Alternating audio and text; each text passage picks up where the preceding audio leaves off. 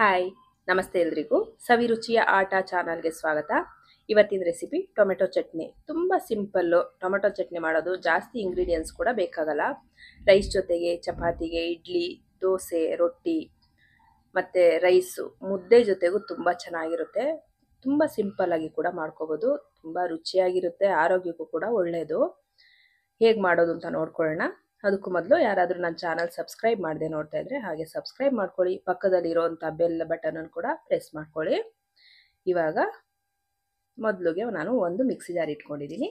ಈ ಮಿಕ್ಸಿ ಜಾರ್ಗೆ 5ರಿಂದ 6 ಟೊಮೆಟೊಗಳನ್ನ ಹಾಕೋತಾ ಇದ್ದೀನಿ. ನಾನು ಹುಳಿ ಟೊಮೆಟೊ ಅಥವಾ ನಾಟಿ ಟೊಮೆಟೊ ಅಂತ ಏನು ಕರಿತೀವಿ ಇದನ್ನು ಹಾಕ್ಕೊಂಡಿದ್ದೀನಿ. ಮತ್ತು ಅರ್ಧ ಗೆಡ್ಡೆ ಈರುಳ್ಳಿ ಕಟ್ ಮಾಡ್ಕೊಂಡು ಹಾಕ್ಕೊಂಡಿದ್ದೀನಿ. ಜೊತೆಗೆ 1 ಗೆಡ್ಡೆ ಬೆಳ್ಳುಳ್ಳಿನ ಸಿಪ್ಪೆ ತೆಗೆದು ಹಾಕ್ಕೊಂಡಿದ್ದೀನಿ. ಪೂರ್ತಿಯಾಗಿ ಸಿಪ್ಪೆ ತೆಗಿಬೇಕು. ಇವಾಗ 3 ಹಸಿ ಮೆಣಸಿನಕಾಯಿ ಹಾಕ್ಕೊಂಡಿದ್ದೀನಿ. ಜೊತೆಗೆ ಸ್ವಲ್ಪ ಕೊತ್ತಂಬರಿ ಸೊಪ್ಪು ಮತ್ತು ಅಚ್ಚ ಖಾರದ ಪುಡಿ.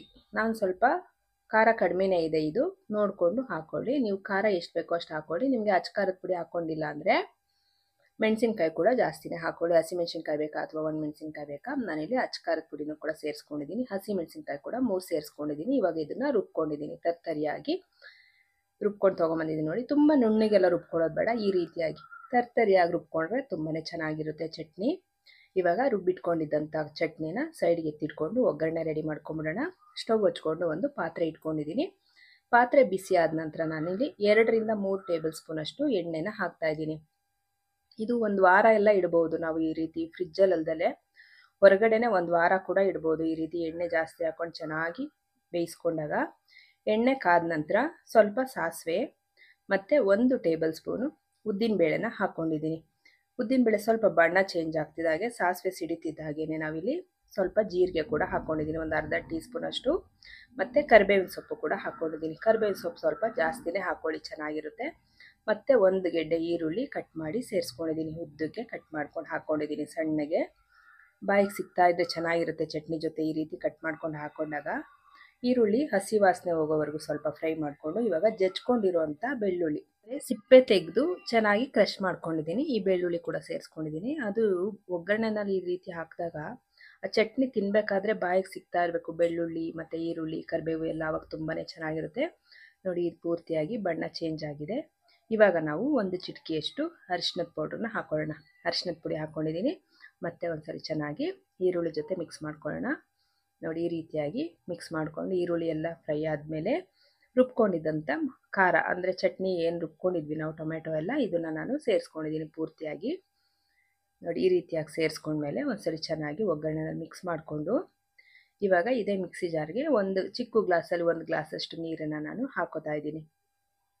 ತುಂಬ ತೆಳ್ಳು ಮಾಡ್ಕೊಳ್ಳೋದು ಬೇಡ ಅಥವಾ ತುಂಬ ಗಟ್ಟಿನೂ ಮಾಡ್ಕೊಳ್ಳೋದು ಬೇಡ. ಸ್ವಲ್ಪ ನೀರು ಹಾಕ್ಕೊಂಡು ಬೇಯಿಸ್ಕೊಂಡ್ರೆ ನಾವು ನೋಡಿ. 1 ಗ್ಲಾಸ್ ನೀರು ಹಾಕ್ಕೊಂಡಿದ್ದೀನಿ. ಇವಾಗ ರುಚಿಗೆ ಎಷ್ಟು ಬೇಕೋ ಅಷ್ಟು ಉಪ್ಪನ್ನು ಕೂಡ ಹಾಕ್ಕೊಂಡಿದ್ದೀನಿ. ಉಪ್ಪು ನಾವು ರುಬ್ಬೋದಕ್ಕೆ ಹಾಕಿಲ್ಲ.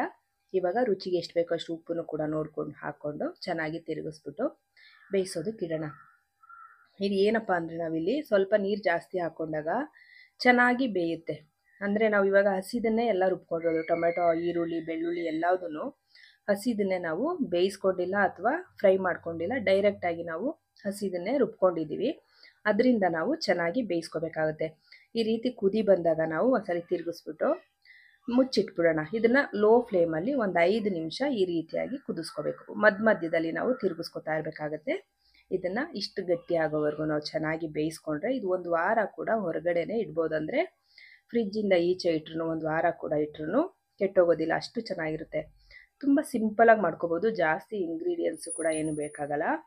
ನಾವೀಗ ಎಲ್ಲಾದರೂ ಹೊರಗಡೆ ಹೋಗ್ತೀವಿ ಅಥವಾ ಮನೆಯಲ್ಲಿ ಯಾರು ಅಡುಗೆ ಮಾಡ್ಕೊಳ್ಳೋದಕ್ಕೆ ಅಂದರೆ ಮನೆಯಲ್ಲಿ ಮಕ್ಕಳೆಲ್ಲ ಇರ್ತಾರೆ, ಅಡುಗೆ ಮಾಡ್ಕೊಳ್ಳೋಕೆ ಬರಲ್ಲ ಅವ್ರಿಗೆ ಅಂತ ಅಂದರೆ ಈ ರೀತಿಯಾಗಿ ನಾವು ಮಾಡಿ ಇಟ್ಬಿಟ್ಟು ಹೋದರೆ ಚಟ್ನಿ ಎಲ್ಲ ಸ್ವಲ್ಪ ರೈಸ್ ಮಾಡ್ಕೊಂಡ್ರು ಅವ್ರಿಗೆ ನಡೆದೋಗ್ಬಿಡುತ್ತೆ. ಅಥವಾ ಅವ್ರು ಏನೋ ಚಪಾತಿ ಮಾಡ್ಕೊಂಡ್ರು ಆಗೋಗ್ಬಿಡುತ್ತೆ. ಆವಾಗ ಹೊರಗಡೆ ಹೋಗಿರೋ ನಮಗೂ ಕೂಡ ಚಿಂತೆ ಇರೋದಿಲ್ಲ, ಮನೆಯಲ್ಲಿ ಏನು ಮಾಡ್ಕೊಂಡ್ರೋ ಊಟ ಅನ್ನೋ ಥರ.